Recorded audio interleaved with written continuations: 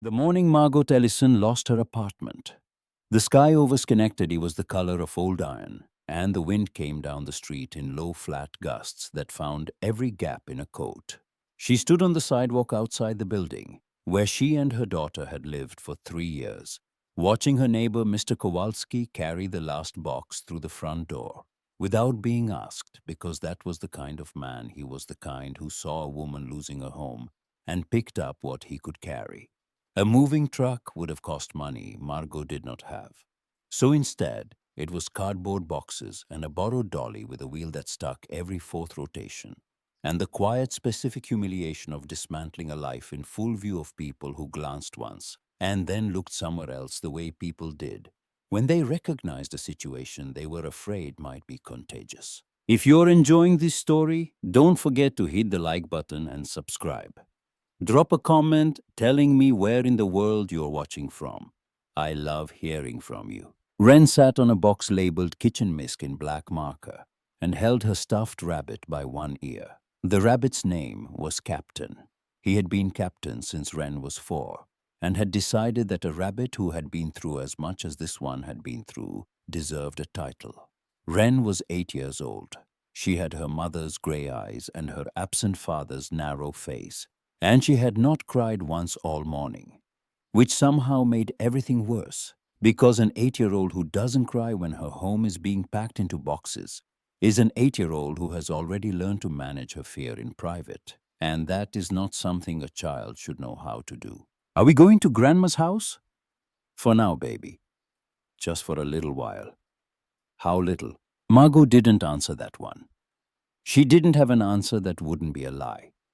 She loaded the last box into the back of her 11-year-old Civic, wedging it between the laundry basket and the lamp that had lost its shade somewhere in the move, and told herself to keep working.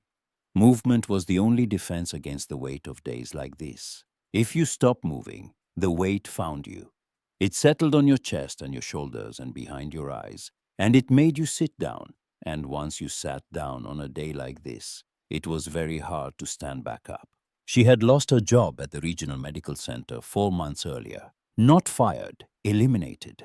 The billing department had been consolidated to a facility downstate, and the 23 people who had processed insurance claims and answered patient calls and memorized the particular hold music of every major carrier in the Northeast had received identical letters on identical letterhead, informing them that their positions no longer existed. Margot had worked there for 5 years. She had known the names of the regular callers. She had known which doctor's offices submitted clean claims and which ones required a follow-up every single time. She had been good at the job in the specific invisible way that people were good at jobs no one thought about until they weren't being done anymore. The severance lasted 2 months. The job search lasted longer. She had submitted 38 applications in the 4 months since. 9 had sent rejections. 29 had sent nothing at all, which was worse than a rejection because a rejection was at least a human being on the other end of a decision. Silence was a closed door with no one behind it. You couldn't argue with silence. You couldn't improve your approach or ask for feedback or do anything at all except send the next application into the same void and wait for the same nothing. She had $280 in her checking account. The Civic needed brake pads, and the check engine light had been on since September, and the gas gauge read just above a quarter. And the only plan she had was 40 minutes of highway between here and her mother's house in Bangor, where there was a spare room with a fold-out cot and walls thin enough to hear the television from every other room, and a particular quality of silence that Margot had grown up inside and had spent her entire adult life trying to leave behind. Her mother, Dolores, had agreed to take them in. She had agreed the way Dolores agreed to everything, with a pause long enough to hear her reservations being organized into their proper categories, and then a single word. Fine. Just that. Fine. Not come home. Not, of course not. I'm glad I can help. Fine. The word carried every opinion Dolores would express over the coming weeks about Margot's choices and Margot's timing, and the particular pattern of decisions that had led a 34-year-old woman with a child back to the room she had left at 19. Dolores would not say these opinions directly. She would say them with cabinet doors closed a fraction too firmly, and with meals served at times that were slightly inconvenient, and with the particular way she had of looking at Margot's clothes, or Margot's phone, or Margot's plate, as though each object was a piece of evidence in a case she was quietly building. Margot had grown up inside that silence. She knew every room of it. She buckled Wren into the back seat, started the car on the second try, pulled away from the curb without looking in the mirror because there was nothing behind her she needed to see again. The letter arrived 6 days later. It came to Dolores's address forwarded 3 times, based on the chain of crossed-out addresses on the envelope, each one a different apartment Margot had lived in during the past decade.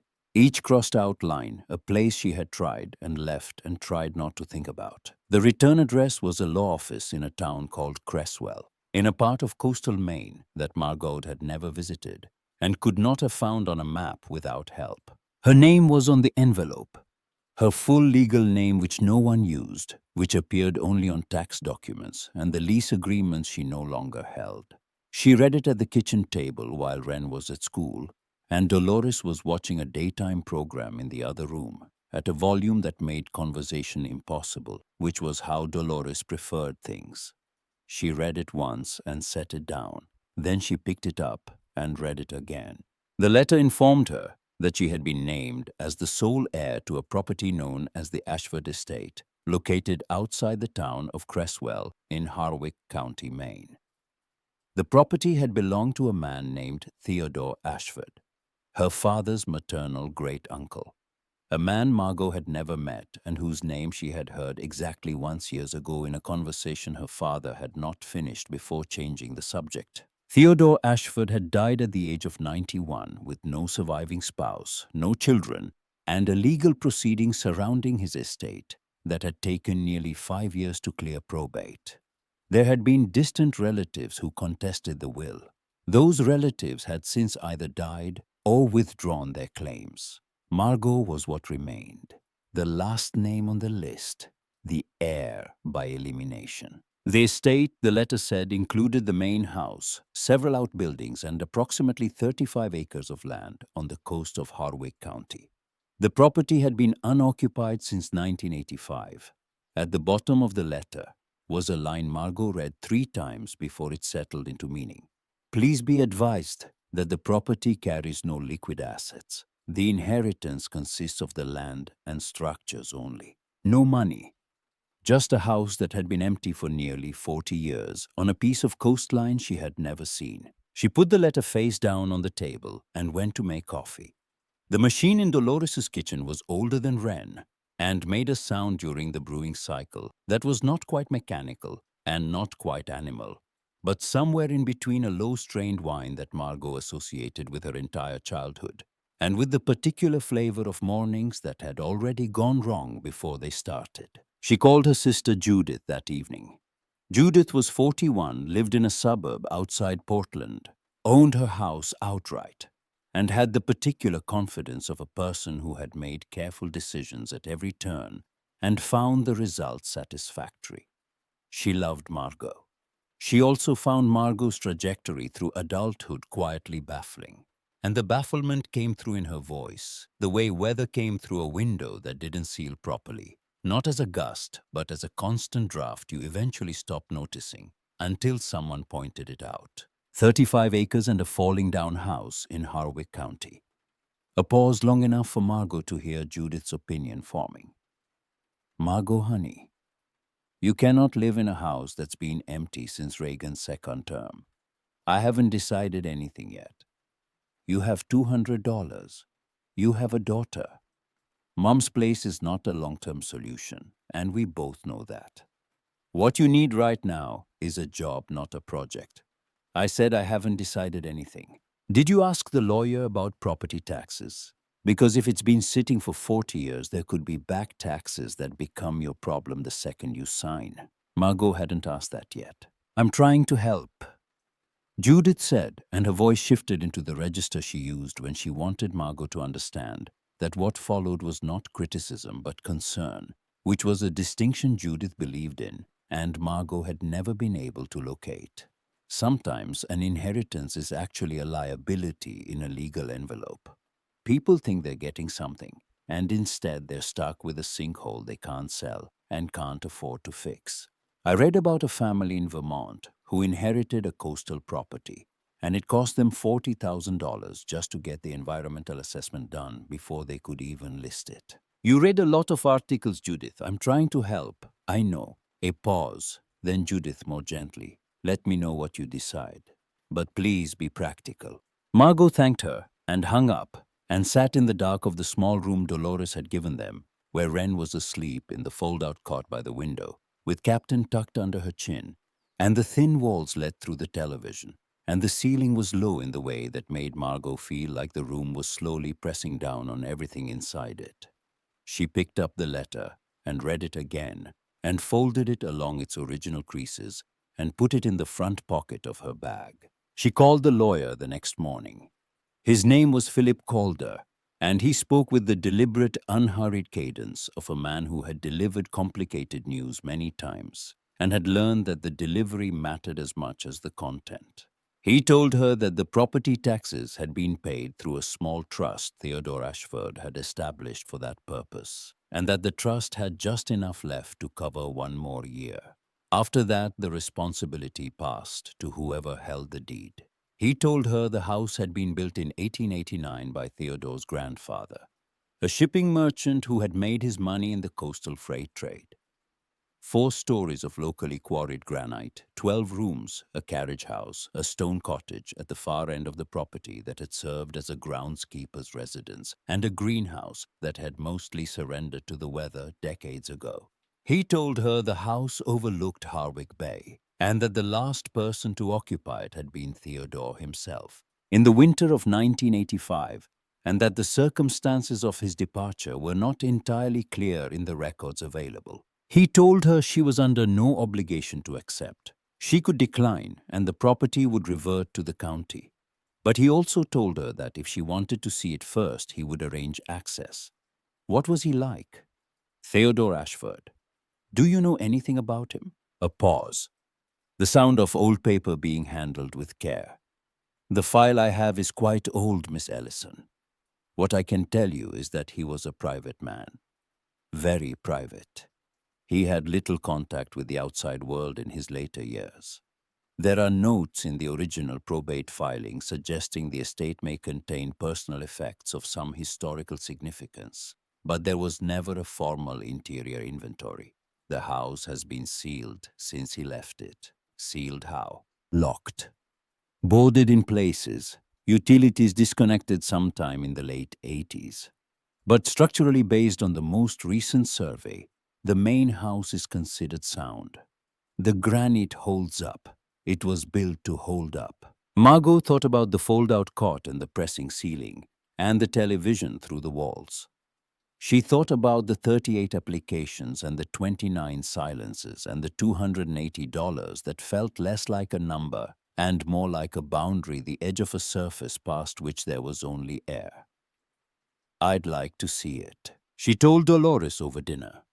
Dolores set down her fork with the specific deliberateness that Margot recognized from 3 decades of meals at this table, the fork placement that preceded not a conversation, but a position statement. You're going to take it. I want to look at it first. It's been empty since before you were born, practically. It's probably full of rot and animals and things you don't want to know about. She picked the fork back up. I'm just saying, your father's side was always complicated. Even the ones I never knew about. You never knew any of them. Exactly. There was a reason for that. Wren had been quiet through the exchange, eating her pasta in careful turns of a fork, the way she ate everything with a precision that suggested she was aware the food was someone else's to provide, and she intended to waste none of it. Now she looked up. Is it a big house, Mama? I think so, baby. Yes. Is our name on it? Margot looked at her daughter. 8 years old, sitting at her grandmother's kitchen table, asking the one question that mattered with the calm directness of someone who had already identified the relevant variable and was waiting for confirmation. It might be soon. Wren considered this. She turned another careful bite of pasta. "I think we should go see it." She said it with the settled certainty of a person who had made up her mind some time ago and was only now informing the relevant parties. Margot reached across the table and touched her daughter's hair, and something shifted in her chest. A small rearrangement of weight, not enough to call relief, but enough to notice. "Yeah," she said, "I think so too." The drive from Bangor to Cresswell took nearly 3 hours on roads that narrowed as they went, the highway giving way to two-lane state routes, and then to county roads that followed the coastline in long, slow curves, the ocean appearing and disappearing through gaps in the spruce and birch. Wren fell asleep, an hour in her head, against the window captain under her arm. Margot drove with the heater working hard against the December air that found its way through the Civic's seals, and let herself think without interruption. She had not told Dolores how bad things actually were. She had given the broad version, the one that sounded like a rough patch rather than a slow collapse. The truth was more specific and harder to say out loud. The credit cards were maxed. The unemployment payments would end in 5 weeks. She had started calculating the cost of individual meals, not by habit but by necessity, the arithmetic of deciding whether Wren could have orange juice at breakfast or whether water would do because the juice cost $3.19, and that was gas money. She had not bought herself new shoes in 2 years. The ones she was wearing had a crack across the right sole that let in water whenever the ground was wet, which in upstate New York in December was always. She did not believe the Ashford estate was going to save her. She was not naive enough for that. A 12-bedroom house abandoned for 40 years with no utilities and unknown structural problems in a remote coastal town was not a solution to anything. But it was something. A name on a deed, a place that existed, land she could stand on that was hers, in a season when nothing felt like hers. Sometimes the only thing a person needed was a reason not to stop, not a plan, not a guaranteed outcome, not the kind of certainty that Judith required before she would cross a street. Just a direction, a next step that was not backward. She reached Cresswell at 1:30. It was a small town arranged along a main street that ended at a harbor, the buildings old and mostly wood-framed, some of them well-kept and some of them showing the particular sag of structures that had been arguing with salt air for longer than anyone could remember. A gas station with a hand-lettered sign, a hardware store with a porch, a church with a white steeple that caught the thin winter light in a way that made it look like it was the only thing in town still making an effort. Philip Calder's office was on the second floor of a building above a marine supply store. The stairwell smelled of rope and diesel. Calder was shorter than his voice had suggested, with a neat gray mustache and wire-frame glasses, and the careful handshake of a man who understood that the first physical contact between strangers set a tone that could not easily be revised. He had prepared the paperwork. He walked her through the inheritance documents, the deed transfer, the trust status, the county survey results.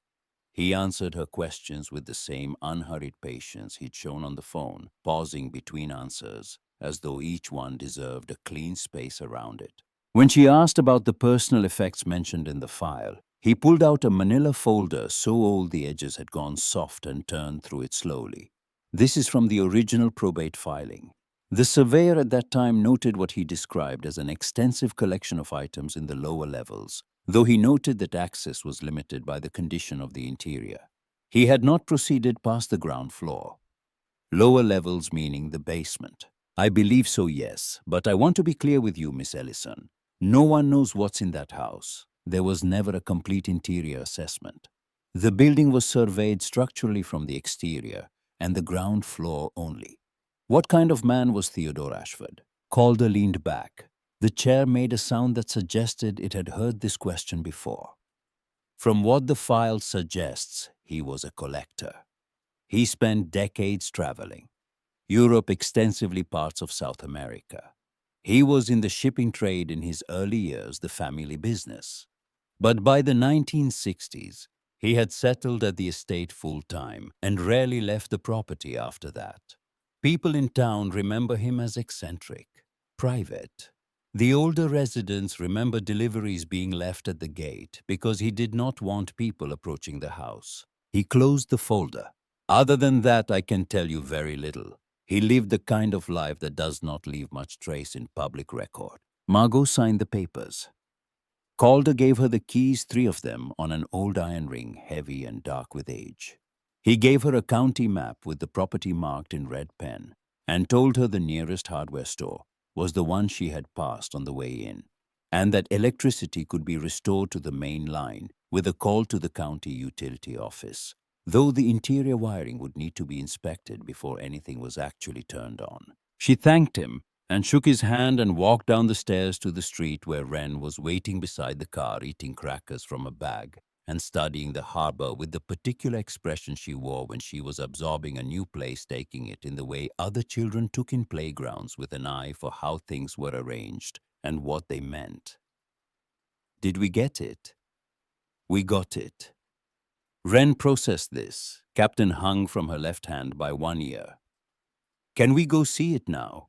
That's exactly where we're going. The road to the Ashford estate followed the coastline north of town for 3 miles and then turned inland on an unpaved track that climbed through spruce forest, the surface rutted and ridged by years of freeze and thaw.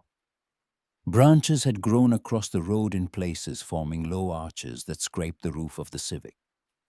The ocean was no longer visible, but Margot could smell it, the salt carried inland on a wind that moved through the trees with a sound like slow breathing. Then the gates were there, wrought iron between 2 granite posts standing slightly open, as if someone had left in a hurry decades ago and never come back to close them. The iron was brown with rust along the hinges, and the right-hand post had a crack running from top to bottom, filled with lichen the color of old copper. Beyond the gates, the drive curved through grounds that had gone entirely wild. The grass long dead and pressed flat, the hedges shapeless. The trees that had once been planted in formal order, now grown thick and untended. A stone urn had toppled from its plinth and lay half buried in frozen ground cover. Margot drove through the gate slowly. Then the house came into view and she stopped the car. She had expected a ruin. Boards over windows, a sagging roofline, the general structural defeat that 40 years of coastal weather could accomplish. What she saw instead stopped the air in her chest in a way she had not prepared for. The house was vast, 4 stories of grey granite rising against a sky the color of pewter, the kind of stone that had weight to it, that had been quarried from the land it sat on and placed by hands that knew the work would outlast them. The roof line was complicated, dormered along the upper floor, towered at each corner with conical slate caps, a wide central section with a peaked gable above the main entrance. The windows were tall and numerous, running in rows across each floor, most of them intact, clouded with decades of salt spray, but unbroken. A broad granite staircase led up to the front door, flanked by low walls topped with carved finials, some of which had weathered smooth, but most of which still held their original shapes. Beyond the house, barely visible through the winter trees, the grey line of the ocean. It was not a ruin. It was something stranger and harder to hold. A place that had been grand and had been abandoned at the height of its grandeur, so that the decay felt less like deterioration and more like a pause, a held breath, a sentence started and not yet finished. Mama? Wren's voice was barely above a whisper. Is that ours? Margot looked at the 4 stories of granite, the towers, the stone that had been standing for 135 years against the salt and the wind and the winters of the Maine coast, and clearly intended to stand for 135 more. Yeah, baby, it's ours. The front door opened on the second key. The lock was stiff but not frozen, and required both hands and a shoulder against the frame before it gave. The smell that came through was not rot, which was what Margot had braced for, but something older and more particular. The smell of sealed rooms and still air and time, held inside a space the way water was held inside a jar. Dust and old wood and something faintly sweet she could not name. The entry hall was 2 stories high. A curved staircase rose along the right wall. The banister intact, the treads covered in dust so thick and undisturbed it had the texture of fabric. The walls were dark paneling gone almost black with age. Framed paintings hung in rows that she could not make out in the dimness. A chandelier overhead, its crystals clouded with grime, several pendants missing. But the structure of it still whole, still holding its shape against the weight of 40 years of nothing. The floor was marble, black and white in a geometric pattern buried under dust and the fine grit of decades. Margot stepped inside. Her footstep on the marble was very loud in the silence. Wren came in behind her and reached for her hand, and they stood together in the entry hall and listened to the silence of the house, which was not silence at all, but a collection of small sounds. The creak of structure adjusting to temperature. The distant suggestion of wind finding a gap in an upper window. The particular quality of quiet that belonged only to very old and very large spaces. The kind of quiet that was not empty but full of everything that had happened inside it, and everything that had not happened for a very long time. They moved through the ground floor together in the failing afternoon light. A formal dining room with a long table still set with dishes, the china dusty but unbroken, as though the last meal had ended and no one had cleared the table before leaving. A drawing room with furniture under pale sheets. A library with floor-to-ceiling shelves, still full of books, the spines unreadable in the poor light. And a study where papers still covered the desk and a brass pen holder stood undisturbed, and in the top drawer, which Margot opened, without quite knowing why, a compass. She lifted it out. It was heavy, solid brass, the kind of instrument that had been made for actual navigation rather than display. The glass was clouded but intact. The dial beneath was hand-painted, the cardinal points marked in a script she associated with the 19th century, when things were still made to be beautiful even when they were also meant to be used. The needle was still. It did not point north. It did not point anywhere. The magnetism had gone out of it at some point during the decades the house had sat sealed, and now it simply rested, the needle floating free without direction. She held it in her palm for a moment, a compass that had lost its bearing. She put it in her coat pocket without thinking about why, and moved on through the study toward the kitchen. The kitchen was at the back of the house. Large enough for the household the building had been designed to serve. A central wooden work table worn smooth by decades of use. A cast iron range that had to be original. Copper pots hanging from a ceiling rack, green with oxidation. The room smelled of cold stone and old copper, and the faintest trace of something that might once have been bread. And at the far wall a door, set into the stone, fitted with a hasp and a padlock that Margot noticed immediately because it was wrong. Everything else in this kitchen was old. The range was original. The copper was aged. The work table had the worn finish of a century of hands. But the padlock was different. The metal was cleaner. The mechanism less corroded. Commercial grade, the kind hardware stores sold for storage units. And the hasp had been screwed into the door with screws that were not original to the frame. Someone had drilled new holes. Someone had replaced the hinges. She could see where the old hinge seats had been filled and the new ones set. This door had been reinforced. Not renovated, reinforced. Made harder to get through. And it had been done after the house was already empty, because the padlock was newer than anything else in the room. Newer by decades. Someone had come back to this house after Theodore Ashford left, and had locked this door with a lock that was not part of the original house, and had walked away again. That thought stayed with Margot as she stood in the kitchen with her hand on the padlock, feeling the cold weight of it. She thought about what Calder had said, an extensive collection of items in the lower levels. She thought about the dining room table still set for a meal, the papers still on the desk, the library full of books no one had touched.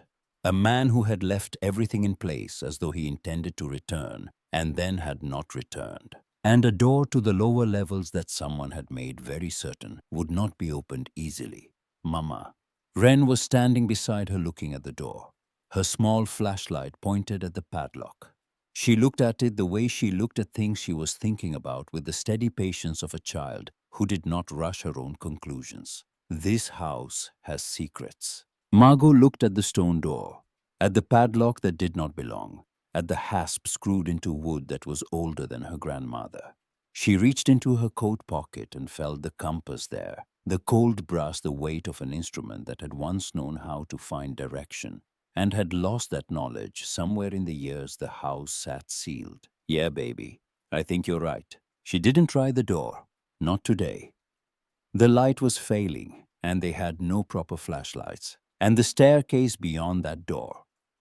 If there was a staircase led down into a darkness, she was not prepared to enter without knowing what was at the bottom. She was not a reckless person. She had a daughter and $280 and a car that needed brake pads. And she did not take risks she could not calculate. But she stood at that door for a long time before she stepped away from it. And she did not take her hand off the padlock until Wren pulled gently at her other hand and said it was getting dark and they should find the motel. They drove back to Creswell and found the town's one motel, a 12-room place on the harbor road with a parking lot full of dead leaves and a vending machine that took Wren's dollar and did not dispense the chips. The man at the front desk, without looking up from his newspaper, handed Wren a bag of chips from under the counter, as though this happened regularly. They ate chips and crackers and peanut butter from the jar Margot had packed sitting on the motel bed with the heater clicking beneath the window and a nature program about migratory seabirds on the television. Wren fell asleep during a segment about Arctic terns that traveled from pole to pole every year, the longest migration of any living creature, and Margot lay beside her in the dark and thought about the house. She thought about the dining room table, the papers on the desk, the library shelves full of books, the chandelier that had held its shape for 40 years in the dark.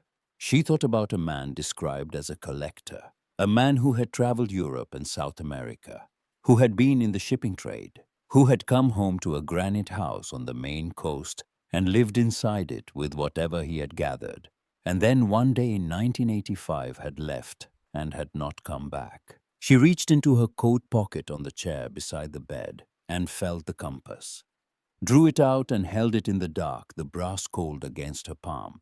The needle moved slightly with the motion and then settled, still pointing nowhere, still waiting for a direction that no longer existed.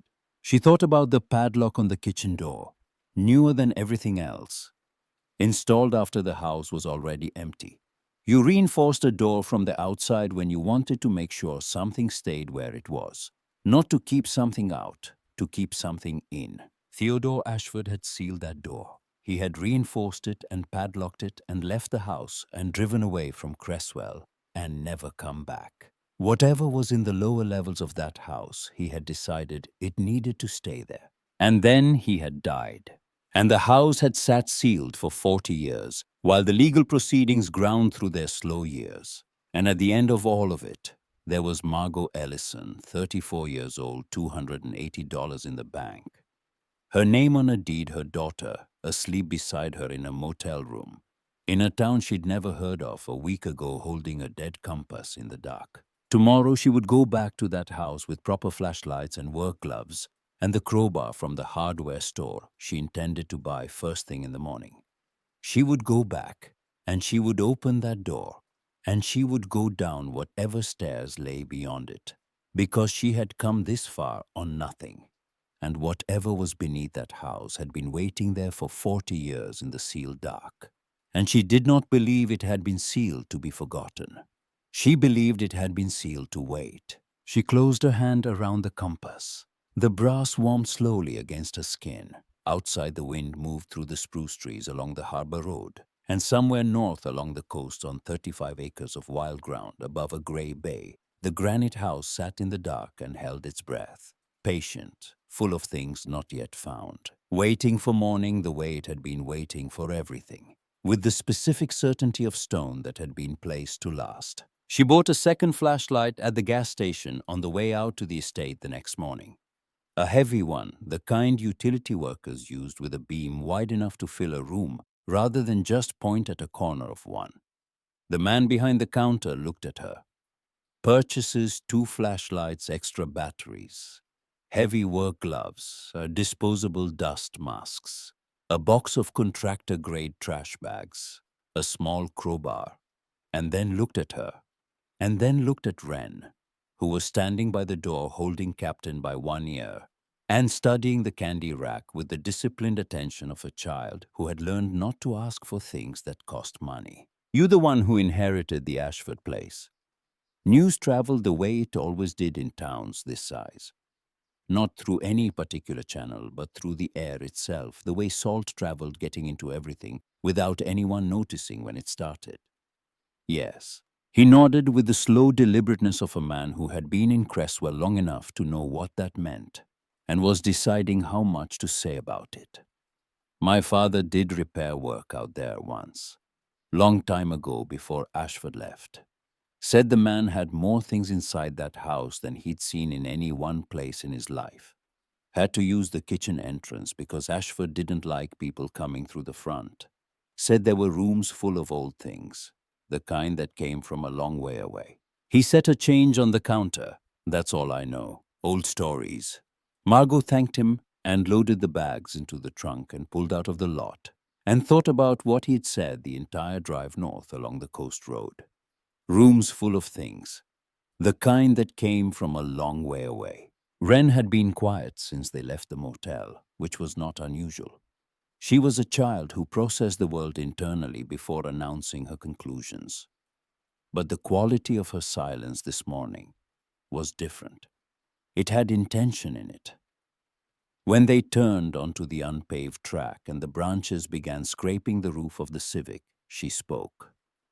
"Captain is staying in the car today." Margot glanced in the mirror.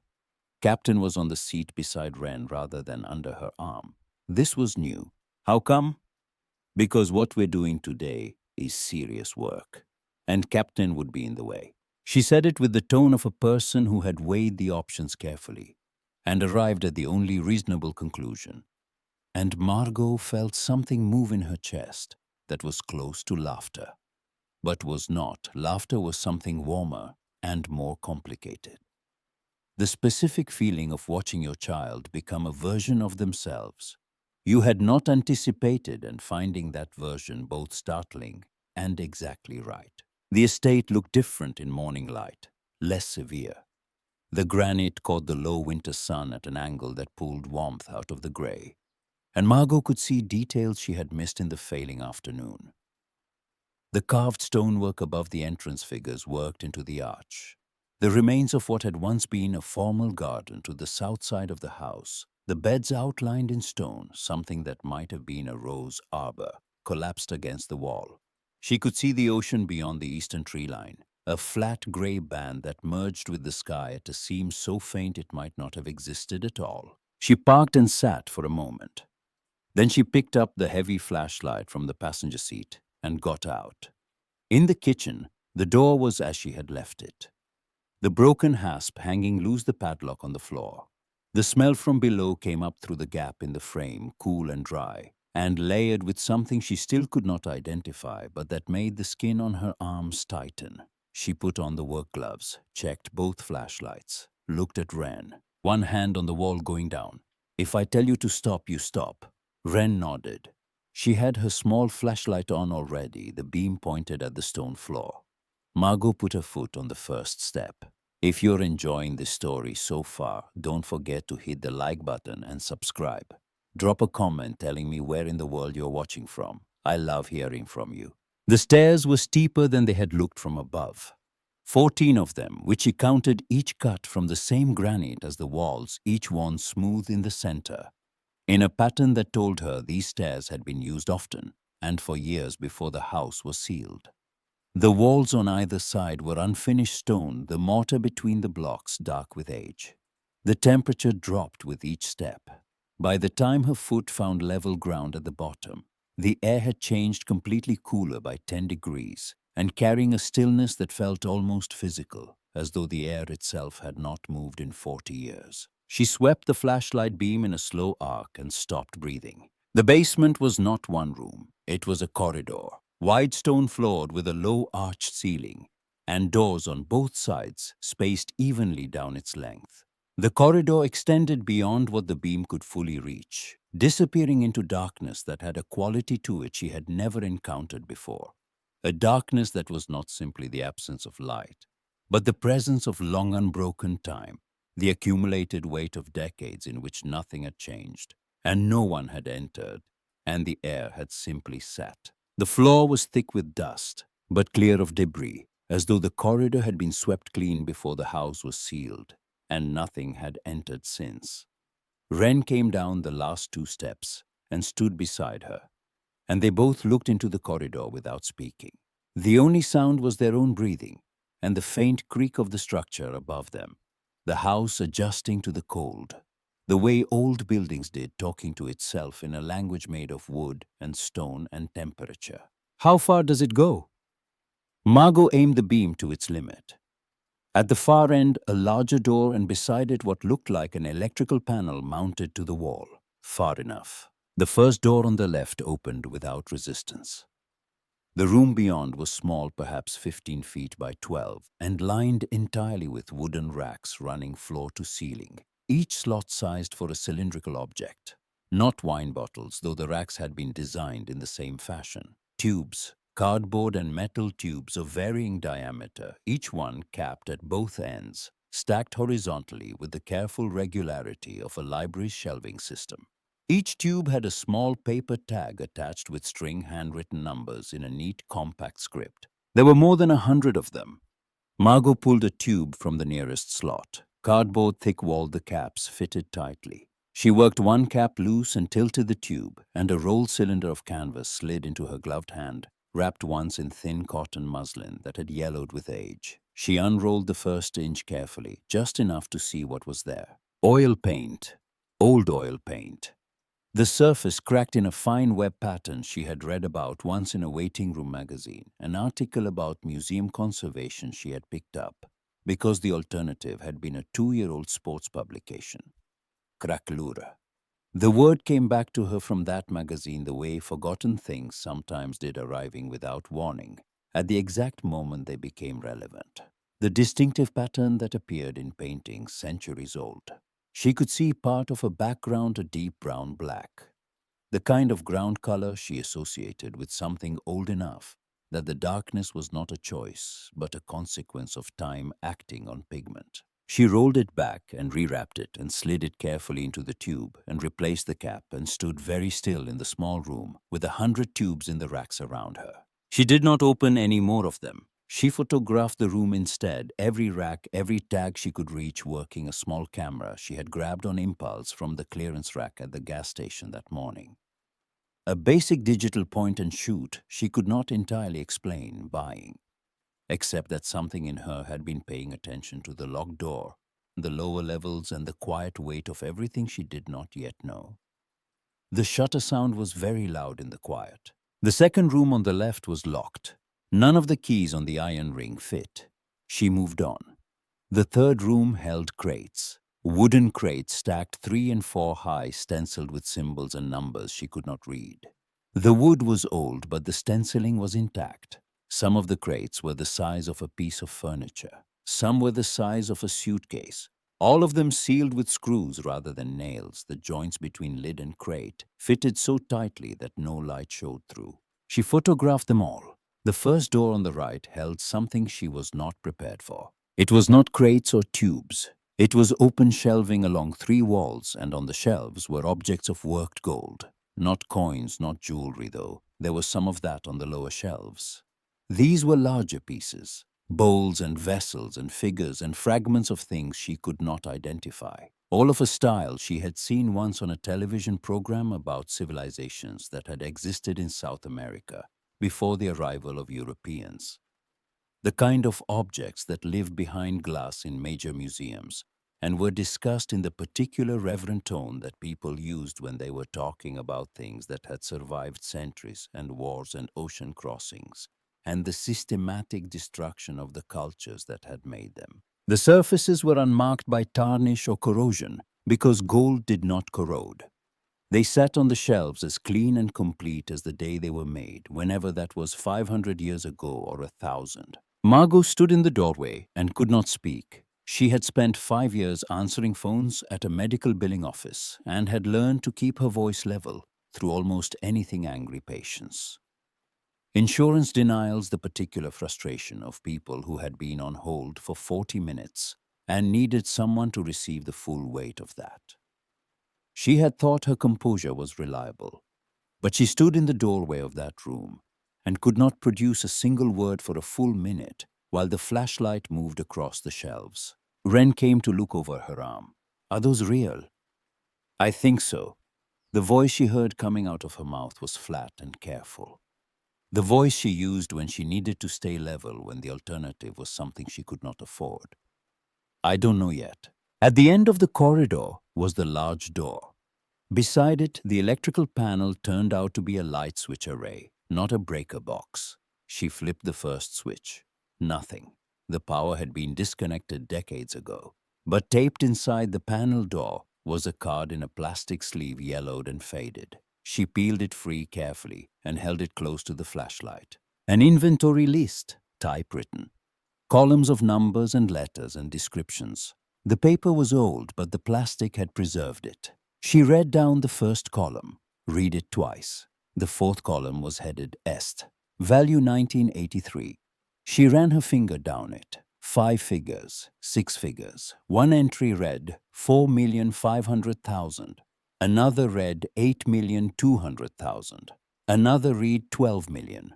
Those were 1983 numbers. She folded the card and put it in her coat pocket next to the compass, which she could feel against her hip, the weight of brass and the weight of paper, sitting side by side, one an instrument that had lost its direction and the other a document that was beginning to provide one. She tried the large door. It opened on the third key. The room beyond was the largest of all, the ceiling higher than the corridor, the walls flat and plastered rather than rough stone, and hung from top to bottom with paintings in frames. Large paintings, some as wide as a doorway, some taller than Margot. The frames were heavy gilt, the kind of weight she associated with institutions rather than homes. The paintings themselves were dark with age and low visibility, but the forms within them were clear enough in the beam figures in rich clothing landscapes with heavy skies. A woman at a window with light falling across her face in a way that made something shift inside Margot's chest, because she recognized that quality of light. Had seen it reproduced in a textbook she had read in a class she had taken at community college the semester before she dropped out to work full-time, a European history survey that required one chapter on Renaissance painting. She had liked that chapter. She had thought about going back to finish the degree. She had not gone back. She moved the beam slowly across the nearest wall. The paintings were not prints. The surfaces had the texture of age, the layered depth that came from paint built up over years. In one corner of the nearest large canvas, a signature the kind that would have meant nothing to her 8 days ago, and meant everything now. She stood in the middle of the gallery and did not move. Wren stood in the doorway behind her. The small flashlight beam pointed at the floor. "Mama, are you okay?" "Yeah." A breath that took effort. "Yeah, I'm okay. You look like you did when we got the eviction letter." Margot turned around and looked at her daughter standing in the doorway of a room full of paintings that might be worth more money than Margot could calculate in her head, wearing rubber boots and no stuffed rabbit, and the expression she wore when she was trying to read a situation and decide what it needed from her. "I'm okay. I just need a minute." She sat down on the floor of the gallery, cross-legged in the dust, and pressed her hands flat on the cold stone and breathed.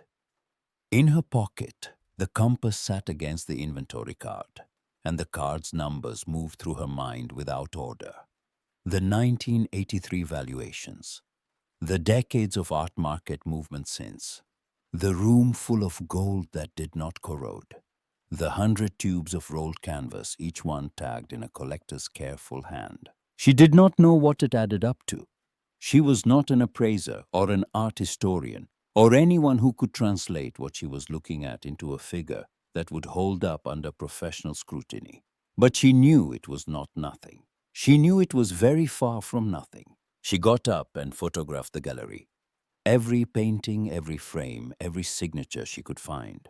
She filled the camera's memory card and switched to the spare she had bought and filled that one too.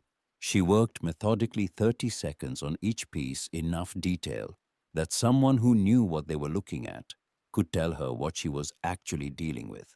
That night from the motel room, she called Judith. She sat in the car in the parking lot with the engine off and the cold pressing against the windows because Wren was asleep inside. And this was not a conversation to have in front of a child. I went into the basement today, and Judith, there are paintings down there. Old paintings in heavy frames, a whole gallery of them. A room of rolled canvases in storage tubes, probably more paintings. A room of gold objects, pre-Columbian, the kind you see in museums. There's an inventory card from 1983, and the numbers on it are in the millions. She heard herself saying it, and it sounded like something that could not be true the way certain facts sounded, when they were too large for the voice carrying them. Silence on the line. Then Judith, in a tone Margot had not heard before, a tone stripped of its usual efficiency. How do you know they're not reproductions? I don't. Not for certain. You're not an art expert, Margot. I know I'm not. That's why I need someone who is. A long exhale. The sound of Judith adjusting to a situation that did not fit any of her categories. Okay, who? I don't know yet. An appraiser, someone from a university, someone who can look at what's down there and tell me what I'm actually seeing. Another pause, then quieter than Judith usually allowed herself to be. Don't tell anyone else what's down there. Not until you know what it is.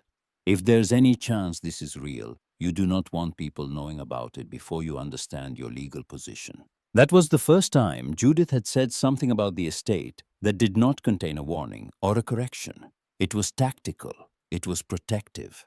And it told Margot that somewhere beneath the practical objections and the careful skepticism, her sister had heard the same thing in Margot's voice that Margot had felt in the gallery. The weight of something that could not be unfound. She spent the rest of the evening on her phone searching. She looked up pre-Columbian gold artifacts and auction results. She looked up old master paintings and the specific quality of light she had recognized in the gallery. The heavy northern skies, the way cloth was painted to look like cloth, the signatures she had photographed. She looked up provenance records and collector histories and the numbers that appeared at the end of auction results for 17th century Dutch and Flemish work. By midnight, she had a picture. Incomplete, still full of things she did not know, but a picture. Depending on what exactly was in those frames, individual paintings from this period sold at major auction houses for anywhere between $500,000 and $100 million. Pre-Columbian gold objects sold in the low millions at specialist auctions. The rolled canvases could be anything from minor works to major pieces that had been missing from the historical record for decades. She found a name after an hour of searching. Dr. Ingrid Holst, Associate Professor of Art History at Bowdoin College, 3 hours north. Published specialty in Dutch Golden Age painting and a secondary interest in post-war collector histories. She had written papers about the European art market in the years following the Second World War, when enormous quantities of displaced art had moved through private channels. She had consulted for auction houses and legal teams in provenance disputes. Margot sent her an email at 11:45 at night with 20 of the best photographs from the gallery attached. She kept it short. She was the new owner of an estate containing what appeared to be a substantial private art collection. She needed an initial assessment. She could offer transportation costs and a day rate if relevant. The reply came at 6:15 the next morning. Short, professional, and ending with a line that told Margot everything she needed to know about whether the photographs had been worth sending. I'd like to see these in person. When are you available? If you're hooked on this story, make sure to subscribe and turn on notifications so you never miss an upload. Your support means everything and helps me bring you more stories like this one. Dr. Holtz drove down herself 2 days later rather than waiting for Margot to arrange transport. An academic with a full teaching schedule did not rearrange 2 days to drive to Harwick County for photographs that did not interest her. In the meantime, Margot cleaned. She had no other way to be useful, and she needed her hands to be doing something that matched the speed of her thoughts, which would not slow down, which circled the gallery and the tubes and the gold room and the inventory card in a pattern that repeated itself every few minutes and showed no sign of stopping. She mopped the kitchen floor. She swept the entry hall until the marble pattern emerged black and white and intact beneath the decades. She opened the ground floor windows to let the salt air move through the rooms. She pulled the sheets off the drawing room furniture and found it solid beneath heavy Victorian pieces that had been waiting under cloth for 40 years and did not seem any the worse for it. Wren worked beside her with a smaller broom sweeping dust into careful piles and then studying what the dust had been hiding. She cleaned windows with glass cleaner and paper towels making small circles on the panes, and when the light came through the cleaned glass for the first time, it changed the quality of every room it touched. Not a transformation, the first suggestion of one, a building beginning to remember what it had been built to be. Dr. Holst arrived on a Tuesday morning in a dark sedan that came down the unpaved road with the cautious deliberateness of a driver, paying close attention to the surface. She parked and got out and stood for a moment looking at the house, the same hell breath Margot had experienced that first afternoon. The pause before the scale of it settled.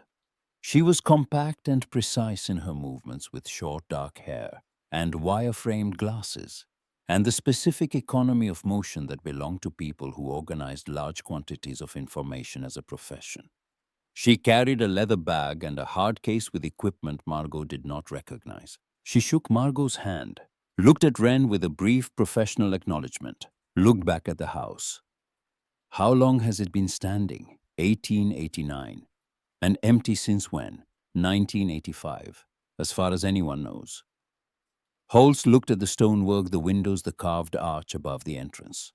The attention of someone reading rather than looking. You said in your email you hadn't disturbed the collection. I opened some rooms, photographed what I could. Didn't touch or move anything except one tube of canvas that I opened and immediately re-rolled. Good. She picked up the hard case. Shall we? They went through the basement in order.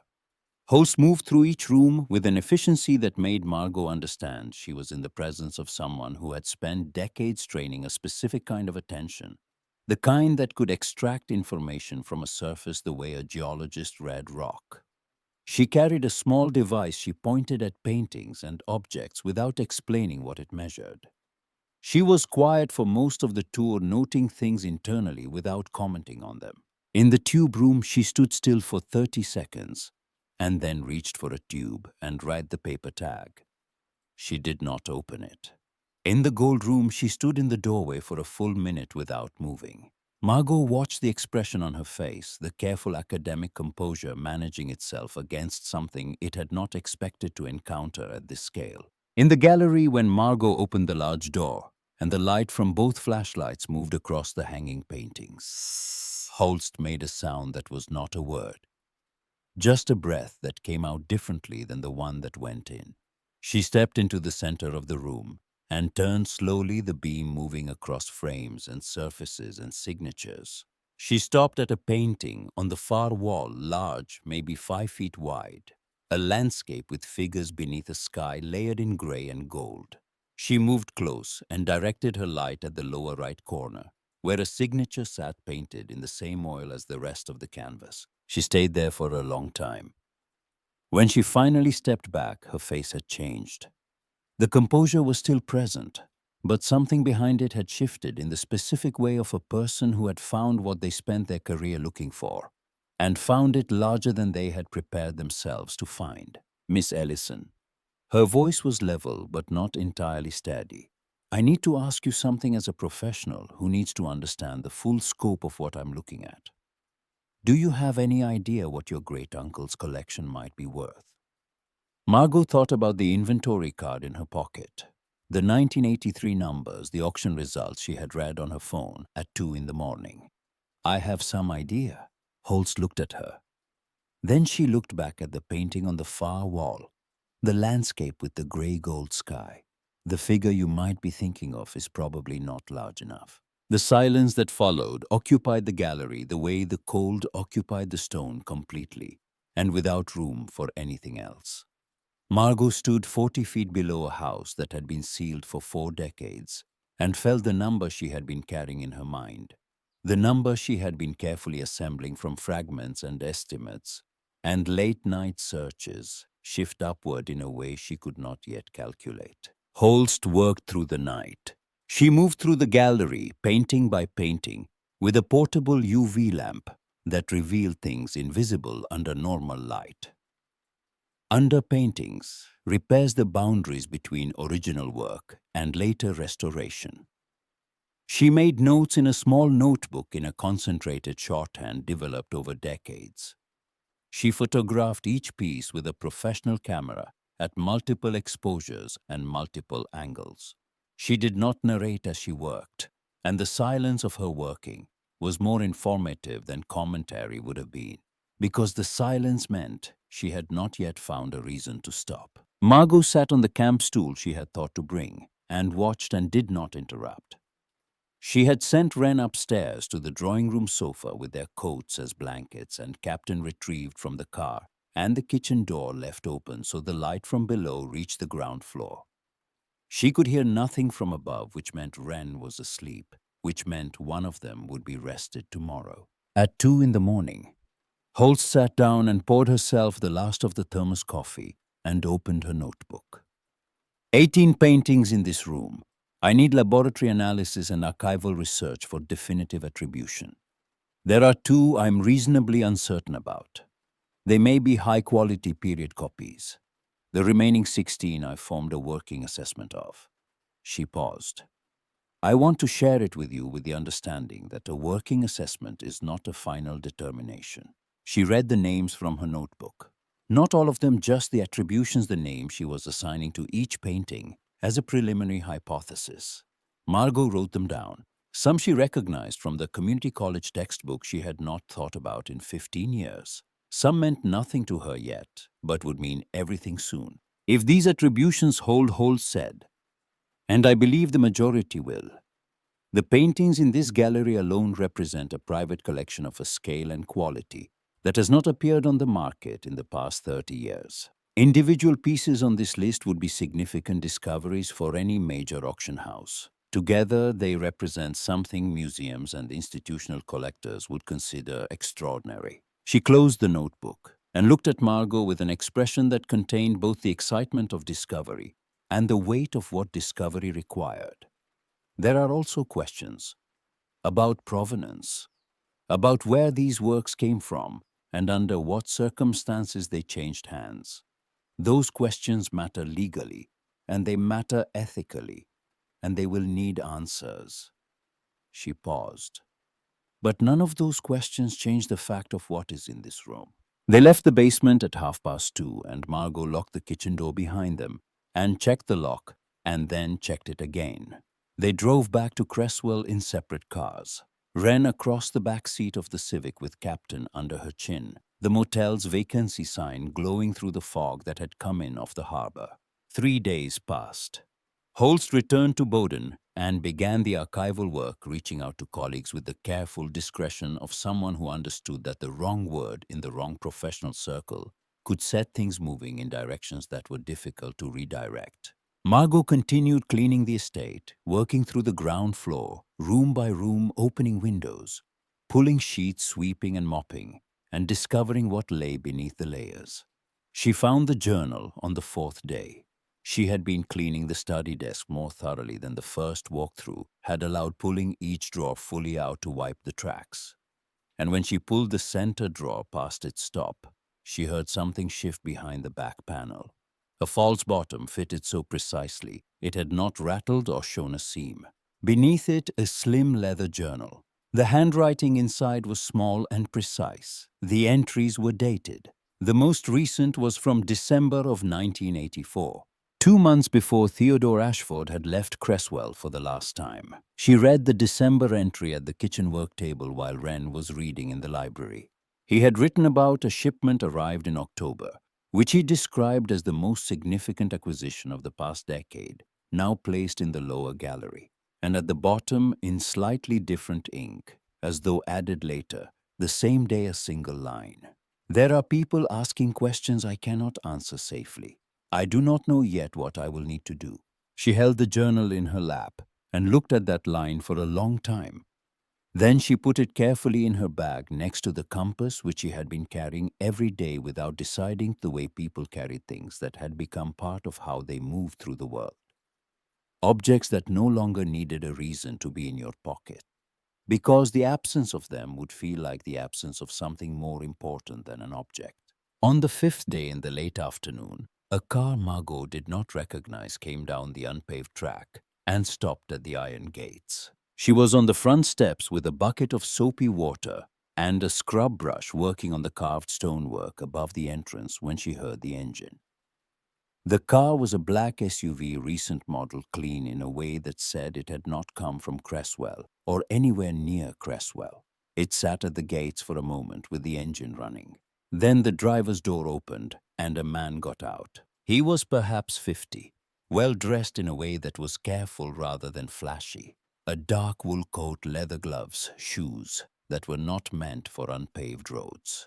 He had the posture of a person accustomed to entering places with the expectation that he would be received, and the expression of someone who had prepared what he was going to say and had organized it for maximum effect. He walked through the open gates and up the drive toward the house and stopped at the bottom of the stone steps and looked up at Margot with a smile that had been assembled rather than felt.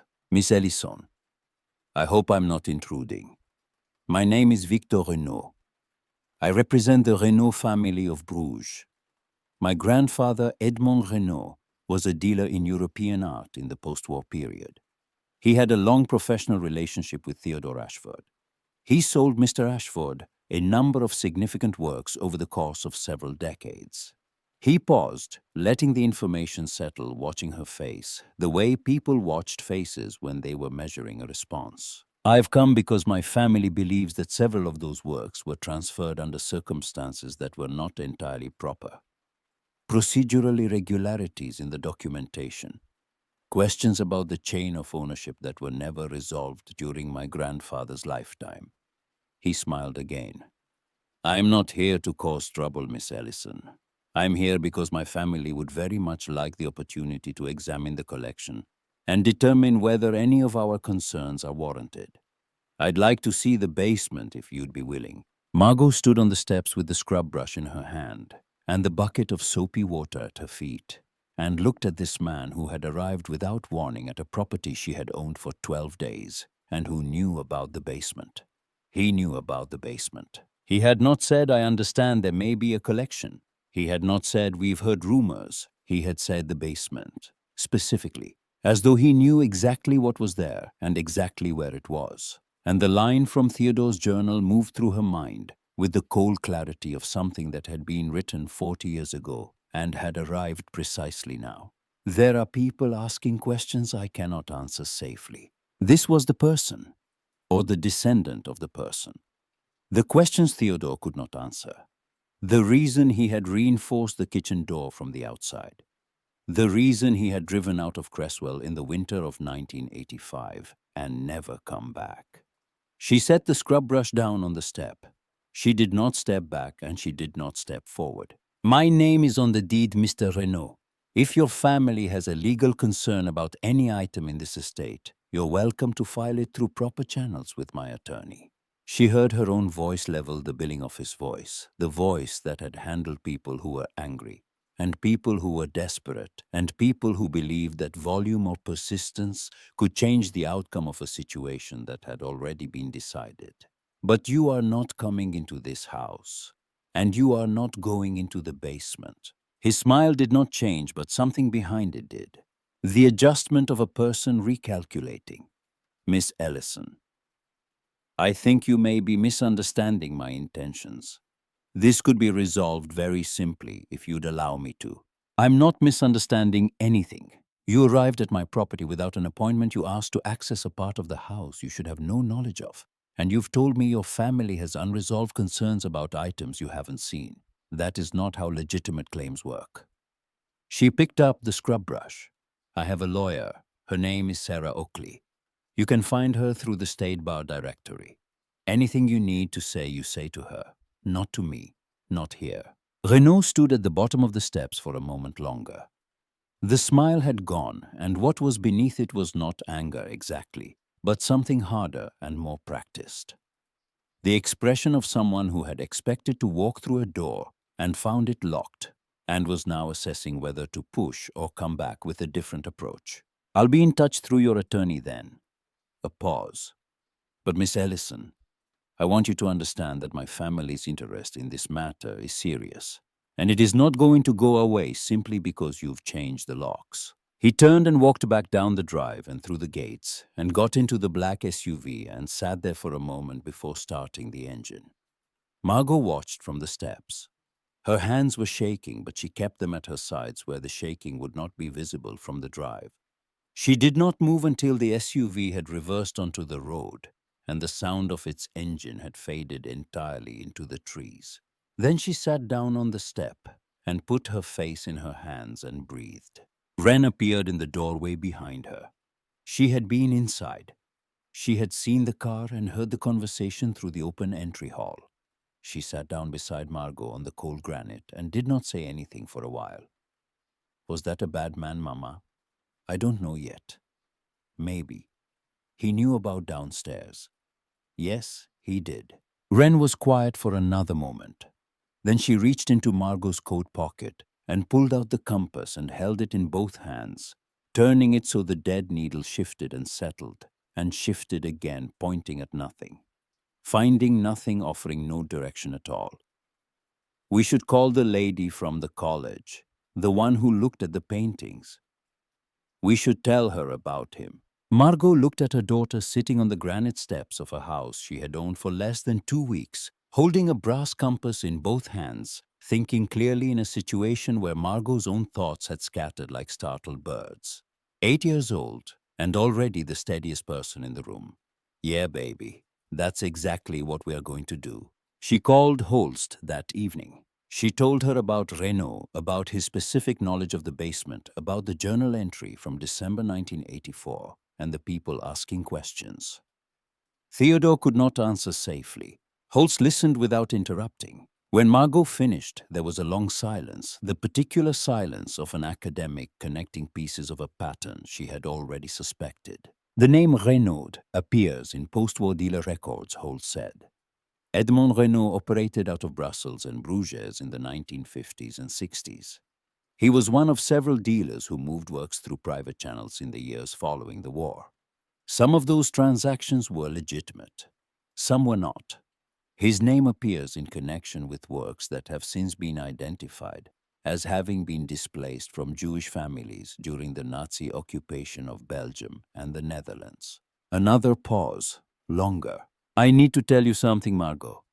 In the archival work I've done over the past 3 days, I've identified 8 works in the gallery, and the tubes that appear on lists held by European families documenting collections displaced during the war. Families who were forced to sell under duress or whose collections were confiscated. In the post-war period, many of these works moved through dealers like Renaud and ended up in private hands through transactions that were technically legal at the time, but are now understood to be the product of historical injustice." The harbor fog pressed against the motel window. The heater clicked beneath the sill. Margot sat on the edge of the bed with the phone against her ear, and the compass in her other hand, the brass warm now from being held. "What does that mean for the collection?" "It means there are questions that need to be answered. Legal questions and ethical ones." She paused. "But I also need you to understand something else.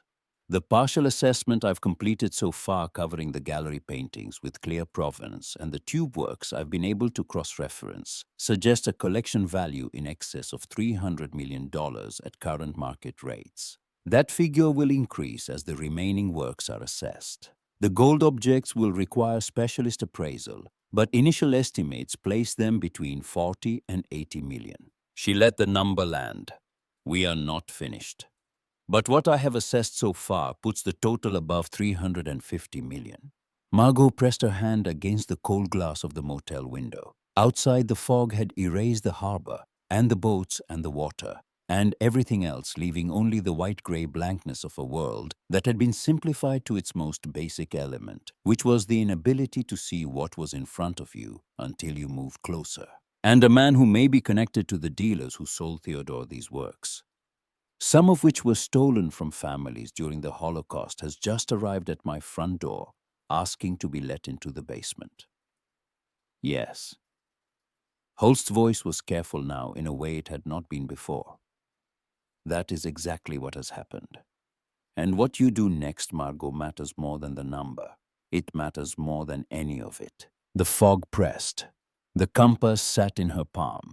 Somewhere north along the coast, the granite house stood in the dark on its 35 acres. And in its basement, the paintings hung on their walls, and the gold sat on its shelves, and the tubes waited in their racks. All of it still and patient and silent.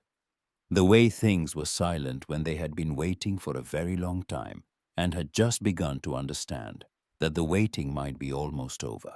She did not sleep that night.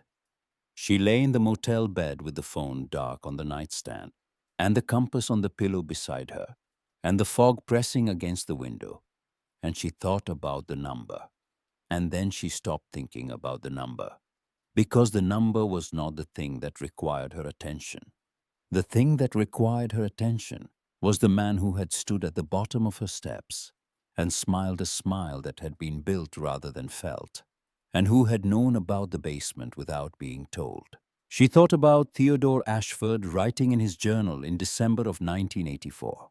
There are people asking questions I cannot answer safely. She thought about the reinforced door and the commercial-grade padlock, and a man who had sealed his collection in the ground and driven away from it rather than let whoever was asking those questions get close enough to take what he had spent his lifetime gathering. And she thought about the 8 paintings that Holst had identified, works displaced from families during the war, families who had been forced to sell or whose collections had been confiscated. Works that had moved through dealers in the post-war chaos and ended up in a basement in coastal Maine behind a locked door in a sealed house on 35 acres of land that now had her name on it. At 2 in the morning, she got up and sat at the small motel desk and opened the journal to the beginning. February of 1984. She read every entry in order, slowly building a picture of a man she had never met from the architecture of his thinking. He wrote with precision and without self-pity. He noted acquisitions the way he noted weather, in the factual register of someone who had long since stopped being impressed by what he had built, and was focused instead on the obligation of maintaining it. He catalogued because he believed in record. He organized because disorder was a form of disrespect to the objects in his care. But as the year progressed, something shifted in the entries. The notes about acquisitions grew shorter. New observations appeared that had no practical purpose, the kind of things a person wrote when they were processing, rather than recording. In September, he had written, "I have spent 40 years acquiring things I believed would outlast me, and I have succeeded in that belief. The objects will continue. Whether they will continue in the right hands is a question I can no longer defer." In October, after the reference to the significant new acquisition, "I know now what Edmund sold me in 1961 and again in 1964. I have known for some years. The question of what to do with that knowledge has aged alongside me, and I have not resolved it, and I'm running out of time in which to resolve it. In November, I have spent the past 3 years attempting to locate the families.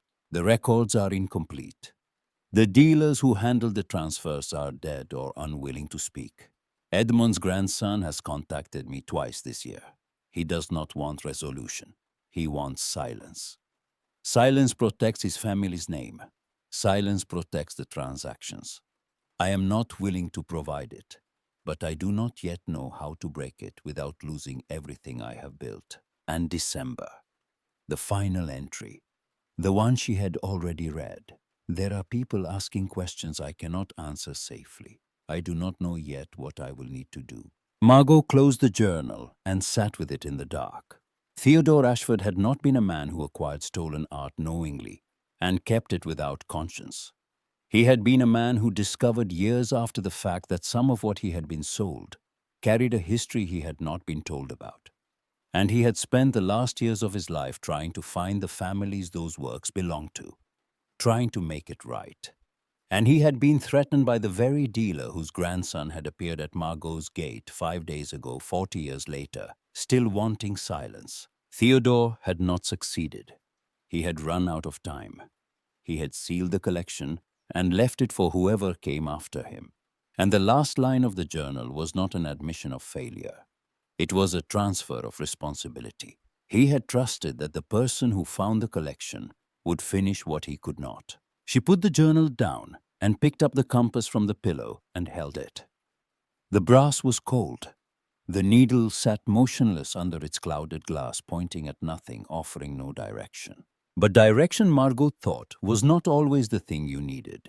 Sometimes what you needed was not to be told where to go, but to understand where you already were. And she understood where she was. She was in a motel room in a coastal town in Maine with $280 and a daughter, and a house full of things that carried history inside them, like sediment in stone layers of acquisition and displacement and loss and care. And she was the person who had opened the door and gone down the stairs and looked at what was there without turning away. She knew what to do. She had known since Holtz told her about the 8 paintings. She had known in the way that certain decisions were not decisions at all, but recognitions moments when the correct path was so obvious that the only question was whether you would walk it. She called her lawyer first thing in the morning.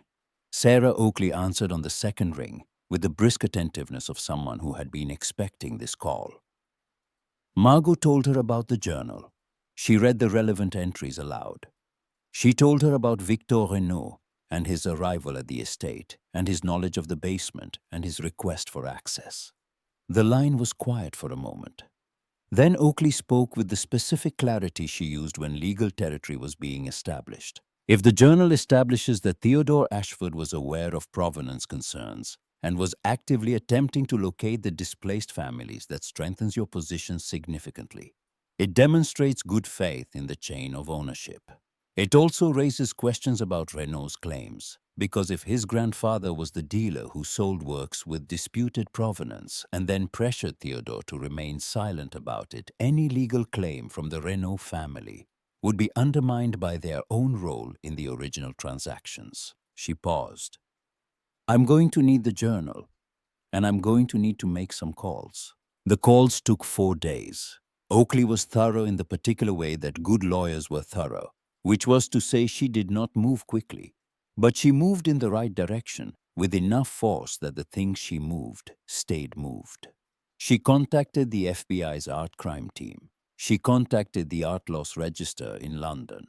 She contacted 2 European institutions that maintain databases of works displaced during the occupation. On the 4th day, she called Margot at the estate where Margot was repainting the kitchen window frame because it needed doing, and because her hands required occupation while her mind worked on larger things. Victor Renault is not representing any family. He has no power of attorney from any claimant family. He is not listed as legal counsel for any institution involved in restitution proceedings. He is a private art dealer based in Antwerp who has operated under various business names for the past 15 years, several of which have drawn regulatory attention for provenance irregularities in private sales. Margot set the paintbrush down on the edge of the can. He came here to take the collection. He came here to gain access to the collection. What he intended to do with that access is something the FBI is now interested in discussing with him. His grandfather's firm handled the sale of works that are now on international watch lists. Victor appears to have been tracking those works through private channels for years. Your estate was not a surprise to him. He has known about it. He has been waiting for the probate to clear. The paintbrush sat on the edge of the can, balanced. A drop of white paint fell from the bristle to the newspaper Margot had spread on the floor. And the families, the real families, the ones whose paintings were taken. Oakley's voice changed. Not softer exactly, but something shifted in its register, the shift of a professional stepping briefly out of the legal framework into the human one. I've located 5 of them. 3 are in the Netherlands. 1 is in Belgium. One is here in the States in Connecticut. They have been looking for these works for decades, Margot. Some of them had given up. Margot looked at the half-painted window frame, at the clean glass she and Wren had scrubbed, at the view beyond it, the wild garden, the stone basin, the ocean past the trees. She thought about Theodore sitting at the desk in the study 40 years ago, writing about his attempt to find these same families failing, running out of time. I want to contact them directly, all 5. I want to return the works. No legal contest, no conditions. Oakley was quiet for a beat. That is your right. And I will tell you that it is also the strongest possible position you could take, both legally and publicly. Voluntary restitution without litigation is exceedingly rare. It will define how every institution and every collector engages with the rest of your estate. I'm not doing it for how people engage with me. I know. I'm telling you anyway because you should have the complete picture. And Margot, the remaining collection after the 8 restitution works are removed. The preliminary appraisal puts it at $340 million. That number will be formalized in the coming weeks, but it is not going to decrease. Margot did not say anything for a while. She picked up the paintbrush and set it down again, and then stood up and walked to the window and looked through the clean glass at the garden, where Wren was sitting on the stone edge of the basin, reading a book from the library, her feet not touching the ground. Captain on the stone beside her. $340 million, and a man in the ground who had wanted to give back what wasn't his to keep, and hadn't been able to, and had trusted that whoever came after him would finish the work. If you're hooked on this story, make sure to subscribe and turn on notifications so you never miss an upload. Your support means everything and helps me bring you more stories like this one. The first restitution was completed on a Thursday afternoon in a lawyer's office in Hartford. The Weisberg family. 3 generations of them in the room. Ruth, the granddaughter, 74 years old, and her 2 adult children and a teenager who was the same age the original owner of the painting, had been in 1941 when it was taken from the family's apartment in Amsterdam. Ruth held the authentication photographs and the provenance documentation and looked at them for a long time. Her hands were steady, but her breathing was not. My father described this painting to me so many times I could see it with my eyes closed. The light on the field, the way the sky sits on the horizon like it's resting there. He stood in front of it every morning before school. He was 12 when they came for it. He never saw it again. He talked about it until the day he died. She looked up at Margot. We stopped expecting to find it. I'm sorry it took this long. You didn't take it, you brought it back. A pause in which something moved across Ruth's face that Margot found difficult to hold, too direct, too full. The expression of a person receiving something they had grieved for so long, that the grief had become a permanent feature of their interior landscape, and now the landscape was shifting, and they did not yet know what shape it would take. That is not nothing, Miss Ellison. What you have done is not a small thing. Margot sat in the car afterward in the parking garage beneath the building and pressed her forehead against the steering wheel and cried in a way she had not cried since the morning of the eviction, which was not with sadness but with the specific overwhelm of a person whose capacity to hold what was happening had reached its limit and needed to release pressure before it could hold anything more. There would be 4 more transfers in the coming months. 4 more families, 4 more rooms in which people who had spent decades searching for what had been taken from their grandparents and great-grandparents would hold photographs of paintings they had only ever known through stories told by people who were no longer alive to tell them. Margot attended each one. She did not send lawyers in her place. She went because Theodore had not been able to go and someone should. The formal appraisal was completed in March. 2 senior appraisers spent 8 days in the basement working through every item in sequence with equipment and methodology that Margot observed but did not pretend to understand. On the 9th day, they gave her their findings at the drawing room table. The same table she had scrubbed clean in the first week, the windows clear now, and the spring light coming through in long pale lines across the floor. The total appraised value, excluding all work subject to restitution, was $340 million. Margot looked at the number on the paper and thought about the morning on the sidewalk in Schenectady. The cardboard boxes and the borrowed dolly with the stuck wheel. Mr. Kowalski carrying things without being asked. Wren on the box labeled, kitchen misc holding captain by 1 year. The $280 that had felt like the edge of a surface past which there was only air. She called Judith that evening. She gave her the number without preamble because there was no preamble that would make it land any differently. Silence. The specific silence of a person sitting down. Then very quietly, Margot. I'm sorry. For what specifically? For making you feel like this was reckless. For treating unfamiliar as the same thing as wrong. She paused. I was scared for you.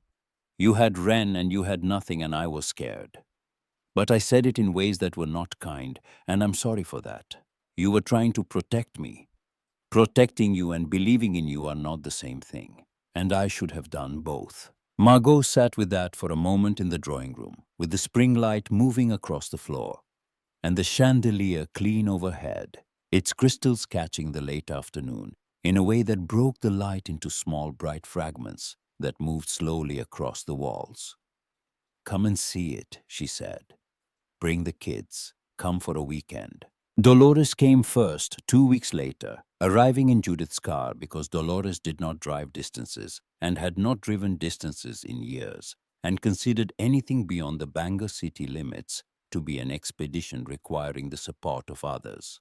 She stood in the entry hall and looked up at the chandelier and the curved staircase and the marble floor and did not speak for a long time. I didn't know, she said finally, about that side of the family. About any of this, neither did I. Dolores looked at her daughter.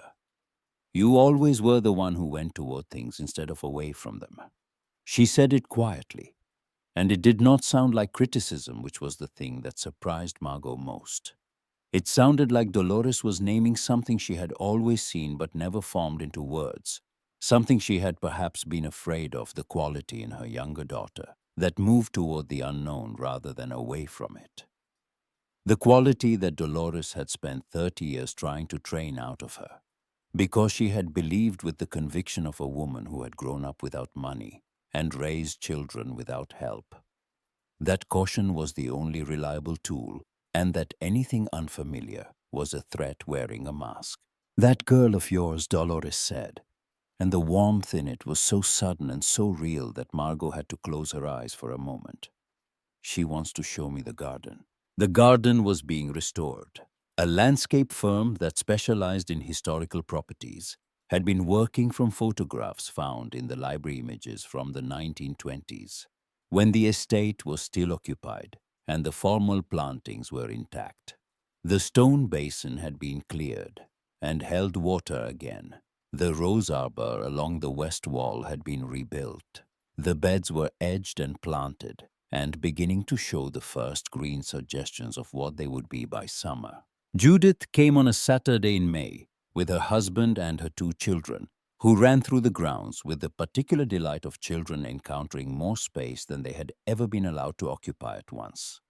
Judith stood in the garden and looked at the house, and then looked at Margot with an expression that contained the apology she had already made, and something else beneath it, something harder to name. I told myself I was being sensible.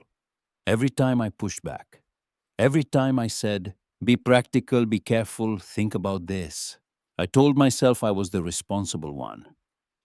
She looked at the garden, but I think I was also afraid. Afraid because I'd spent so long being sensible that I didn't want to believe sensible might have a cost. That there were doors I'd chosen not to try because they looked like risks. She turned to Margot. You went toward this when you had nothing. When everything said, go back, wait, be careful, you went toward it anyway. I didn't have a better option. Yes, you did. You had my couch. You had Mom's spare room. You had safe and small and manageable. You chose this instead. Margot looked at the house. The clean windows, the light in them warm and inhabited rather than dark and sealed.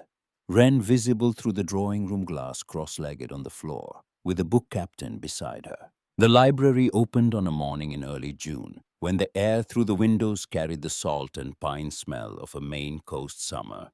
And the light in the entry hall was the particular gold that happened when the sun was at the right angle to come through the eastern windows and hit the chandelier and scatter. It had taken months to restore the room properly. The shelves repaired, the books assessed by a specialist who identified several with genuine historical value, all of which Margot kept in the collection accessible to the public on the reading days she had established 3 times a week open to anyone in the county. The remaining shelves were supplemented with new acquisitions organized in the system Theodore had built, which Margot kept because it was a good system, and because keeping it was a way of acknowledging the man who had built this room and this collection and trusted the land to carry it forward. The opening was small by design. Local families, the man from the gas station and his wife, Philip Calder, who brought a bottle of wine and stood in the entry hall, looking at the chandelier with the expression of a man seeing something he had imagined from the outside of a legal file for years.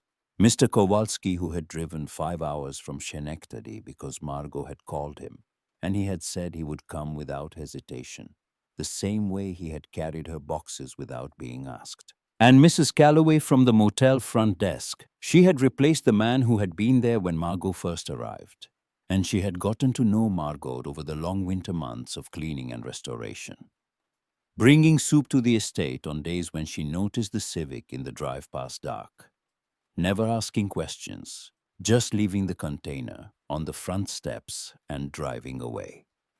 Margot had invited her, and she had come in a dress she clearly did not wear often, and she stood in the library looking at the books with the particular attention of a person who loved reading and had not had access to a library closer than 40 minutes in years. Wren gave a speech. She had written it herself and practiced it twice and declined Margot's offer to review it on the grounds that she knew what she wanted to say. She stood at the front of the library with her hands at her sides, and Captain on the shelf behind her. He had been placed there deliberately facing the room because Wren had decided he should be present for this. And she spoke in the clear, unhesitating voice of a child who had thought carefully about what mattered and was now saying it. My great-great-uncle Theodore collected things his whole life because he understood that things carry knowledge and history and meaning across time. The best thing you can do with things like that is share them. This library is open to anyone who wants to use it because knowledge that sits in a sealed room is not doing its job. She paused. She looked at her mother. We came here because we didn't have anywhere else to go. And what we found was that someone had been keeping something safe for a very long time, waiting for the right person to find it. I don't know if we were the right people, but we were the ones who showed up. And we didn't look away. She said thank you. And the room was quiet for a moment. And then someone began to clap, and the rest followed, and the sound of it filled the library, and moved out into the entry hall, and up the curved staircase. And Margot stood at the back of the room, and watched her daughter receive it with the same steadiness she had carried since the morning on the sidewalk in the snow. The morning when she had sat on a cardboard box and held Captain by one ear and had not cried. Margot had not yet told Wren the full number. She had been trying to find a way to say it to an 8-year-old that was true without being destabilizing. She told her that evening in the stone cottage at the far end of the property where they had moved in 3 weeks earlier. The renovation finished the room small and warm, the fireplace drawing well, the windows looking out across the estate grounds toward the main house. Wren was eating soup at the kitchen table. Captain was on the bench beside her. The appraisers finished their work. I know now what the collection is worth. How much? $340 million. Wren held her spoon over the bowl for a moment. Is that a lot? Yes, baby. That's a lot. Wren set the spoon down and looked at Captain and then at her mother. Are we rich now? We are going to be safe for a long time. But are we rich? Margot thought about how to answer that. Yes, in ways we weren't before. Wren picked up a spoon and ate a bite of soup and then said with the precision she used when she was being exact about something that mattered, I knew it was going to be a lot. When we were in the tube room, I counted. 112 tubes, and I thought even if each one is only worth a little, that's still a lot of littles. That's good arithmetic. I was trying to be realistic. I didn't want to think it was more than it was and be disappointed. Margot looked at her daughter across the small table with the fire behind them and the last light of a June evening coming through the cottage windows, and felt something she did not try to name because naming it would have made it smaller than it was. "We're going to be fine," she said. "I know." Wren ate another bite. "We were going to be fine anyway." Which was, Margot thought, the truest thing either of them had said. Later that night, after Wren was asleep, Margot walked across the grounds to the main house. The June air was warm and smelled of salt, and the new plantings in the garden, and the particular sweetness of the wild roses that had survived decades of neglect along the stone wall, and were blooming now in the long light of early summer. She let herself in through the side entrance and walked through the ground floor rooms in the dark, not needing a flashlight. Because she knew the house, now knew the distance between the doorways and the height of the thresholds, and the places where the floor changed from marble to wood and back. She went to the study and opened the top drawer of the desk and took out the compass and held it. She had stopped carrying it in her pocket weeks ago. She had placed it back in the drawer where Theodore had kept it, because it belonged to the house and to the collection, and to the man who had gathered all of it. But she held it now one last time, the brass worm from the drawer. The glass still clouded the needle, still motionless beneath it. A compass that could not find north. An instrument that had lost its purpose and sat in a drawer for 40 years waiting for someone to pick it up and understand that the loss of direction was not a failure. It was a freedom. When the needle stopped telling you where to go, you had to look up and see where you already were. You had to trust your own feet on the ground and your own eyes on the horizon and the specific weight of the place you were standing, which was yours, which had your name on it, which had been waiting. She put the compass back in the drawer and closed it, and walked through the entry hall where the chandelier caught the moonlight through the cleaned windows and scattered it across the marble in small bright pieces that moved when the breeze moved the trees outside. She walked out through the front door and down the granite steps and stood on the drive and looked at the house. 4 stories of grey stone against a sky full of stars. The towers at each corner. The windows no longer dark but holding the faint reflected light of a summer night on the coast of Maine. The garden restored. The gates standing open the way they had always stood, as though the house had known long before Margot arrived that someone would come through them eventually. Someone with nothing left to lose and just enough stubbornness to walk toward the unfamiliar when every voice she trusted was telling her to turn back. She stood on the drive and breathed the salt air and listened to the ocean beyond the trees and felt for the first time in longer than she could remember that the surface she was standing on was solid, that it would hold, that she did not need to calculate the cost of standing still because the ground beneath her was hers and it was not going anywhere, and neither was she. She went back to the cottage. Wren was asleep with Captain on the pillow. Margot stood in the doorway of her daughter's room and looked at the windowsill where Wren had placed the compass that afternoon, having retrieved it from the study without asking, because Wren had decided it belonged here now in her room, where she could see it when she woke up. The brass caught the moonlight. The needle sat still beneath the glass, not lost, not broken, just finished with the work of pointing the way because the way had been found, and the people who had found it were already home. Thank you so much for watching until the end. If this story moved you, I'd love to hear from you. Tell me in the comments, has there ever been a time in your life when the thing everyone told you was a mistake turned out to be exactly the right door to walk through? Don't forget to subscribe and check out the videos on your screen now. I'll see you in the next one.